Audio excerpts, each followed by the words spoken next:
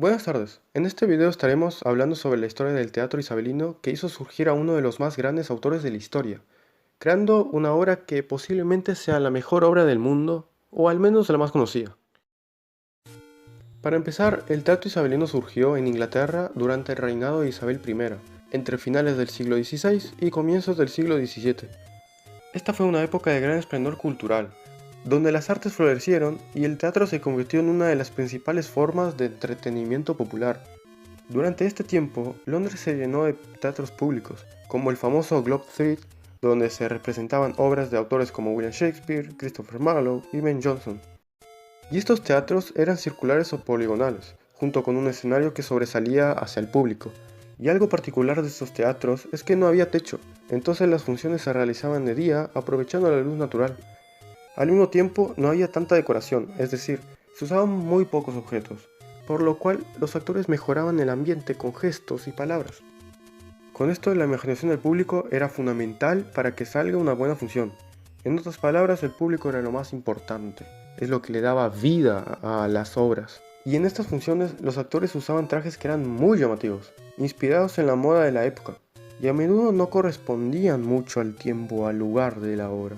O sea, podían no tener nada que ver directamente. Pero en esa época no importaba mucho ese detalle. Y algo particular de estas obras es que no habían actrices mujeres. O sea, los papeles femeninos eran interpretados por hombres jóvenes, ya que las mujeres en ese tiempo no se les permitía actuar. Por lo cual, estas obras eran solo hechas por hombres, básicamente. Pero en general el teatro era para todos los públicos, desde los más ricos que pagaban asientos en galerías elevadas, hasta los más pobres, llamados groundlings, que veían la obra de pie frente al escenario. Este tipo de ambiente era muy ruidoso, eran muy participativos y popular dentro de todo, ya que la gente gritaba, comía y opinaba durante toda la función. Y dichas obras y funciones reflejaban tensiones sociales y políticas de la época. Por ejemplo, Inglaterra vivía en un momento de estabilidad bajo la reina Isabel I, pero también era un momento de cambio y expansión, así que las obras trataban temas como el poder, la ambición, el amor, la traición, muchas veces cuestionando indirectamente la autoridad o la moral de la época, aunque sin oponerse abiertamente al gobierno. Y esto lo hacían porque buscaban entretener y enseñar, combinando lo trágico y lo cómico en una misma obra. A través de los personajes y conflictos, los autores exploraban la condición humana, los sentimientos y los dilemas éticos universales.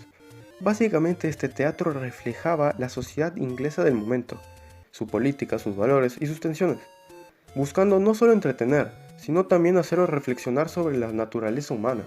Este tipo de teatro hoy en día, el poner es que ya está extinto, pero la verdad que me gustaría sentir la experiencia de uno de ellos, si es que se me da la oportunidad claramente. Por cierto, vamos a hablar sobre uno de los autores que mencioné antes, siendo más específico William Shakespeare. Shakespeare es generalmente reconocido como el más grande de los escritores de todos los tiempos.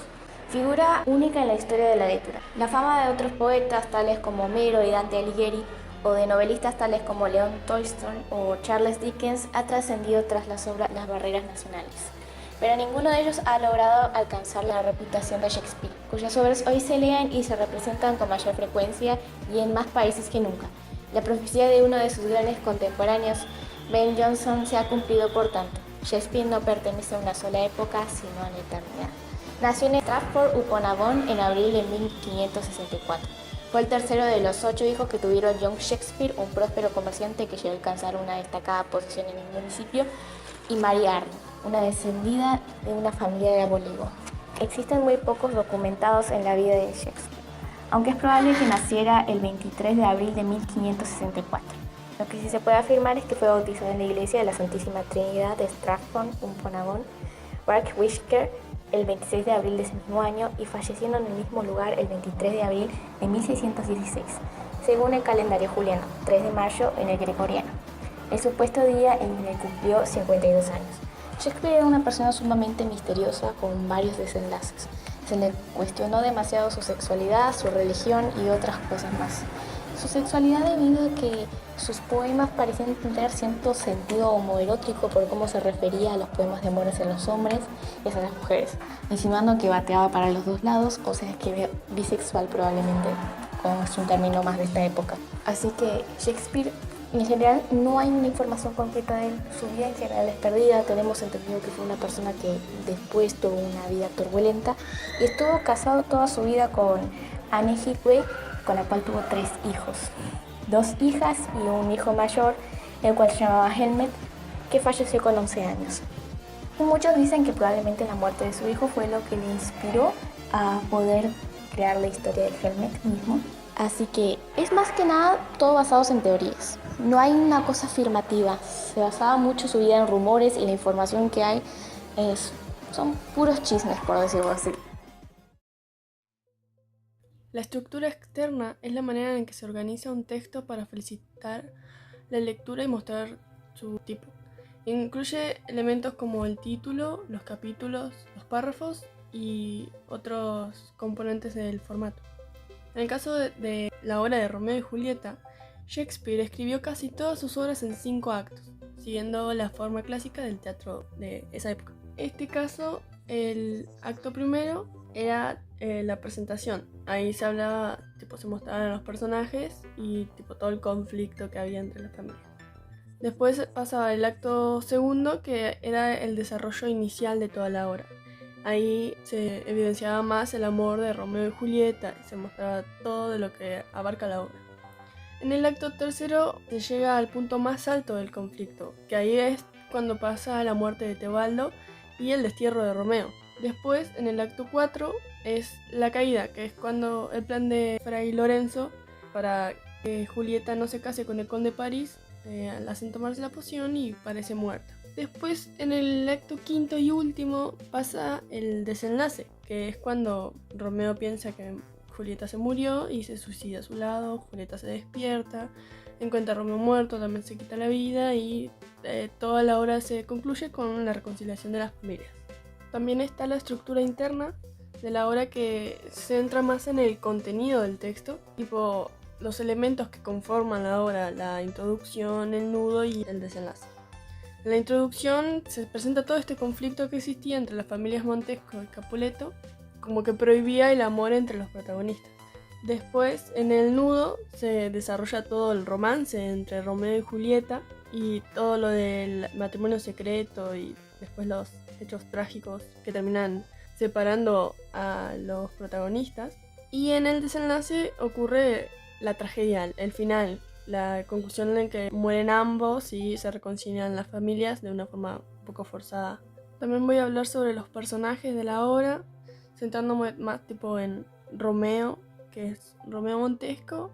Es un joven impulsivo y muy romántico. Después también está Julieta, que es la protagonista femenina. Julieta Capuleto es bastante valiente porque decide afrontar, seguir enamorada a pesar de todo lo que está pasando entre las familias. Y también es muy decidida, y eso lo deja ver mucho en sus diálogos. Después también está el príncipe, que es la autoridad de Verona, que es todo el lugar allí, lo que todo transcurre, que es también el que destierra a Romeo y todo. Montesco es el padre de Romeo, que simbólicamente representa esa enemistad que hay entre las familias. También está la señora Montesco, que es la madre de Romeo, que se preocupa por su hijo cuando se entera de que es desterrado. Capuleto, que es el padre de Julieta, es autoritario. Eso se ve cuando él impone que su hija se va a casar con el conde de París. Después está la señora Capuleto, que es la madre de Julieta, que es bastante distante. Se preocupa más por las apariencias, que igual es algo muy común en ese tipo de familias. En sí, la verdadera madre o figura materna que tendría Julieta sería la ama, que es cariñosa y atenta con Julieta. También está Fray Lorenzo, que era considerado un hombre sabio, que buscaba la reconciliación. Después está Mercucio, que es amigo de Romeo, era bastante cómico y provocador también, que muere, defendiendo el honor de Romeo. También está Benvolio, que era primo y amigo de Romeo, que era más pacificador y era sensato. Está Teobaldo, que era primo de Julieta, él era violento, orgulloso, que era muy representativo del odio familiar que había. Después está el conde París, que es el joven noble que pretendía la mano de Julieta. También están las familias Montesco y Capuleto, que en sí representan ese odio sin razón aparente, que termina llevando a toda esa tragedia. Y después están los músicos y los sirvientes, que tienen un rol más secundario. La obra trata temas bastante complejos, pero muy atemporales, universales, que son principalmente como centro el amor, pero no es tipo un amor tranquilo que se esperaría, sino más bien un intenso, prohibido y trágico. Fue un amor a primera vista el de Romeo y Julieta, pero es un amor fuerte y supera el odio que hay entre las familias. Es real ese amor, pero también es apresurado, es bastante rebelde, principalmente porque Romeo y Julieta son jóvenes, son impacientes, inexpertos, y termina que tipo todo suceda muy rápido porque, por ejemplo, Romeo y Julieta se casan poco después de haberse conocido a las horas.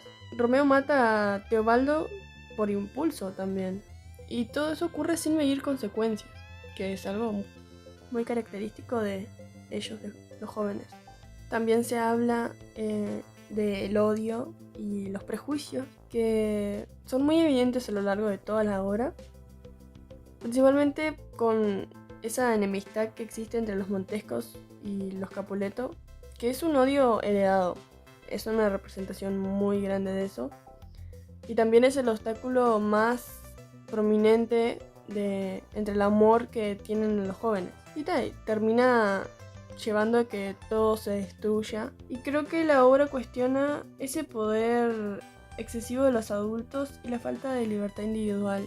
Yo creo que Romeo y Julieta no es solo una historia de amor, sin nada más, sino que es una reflexión sobre las consecuencias del odio y la impulsividad.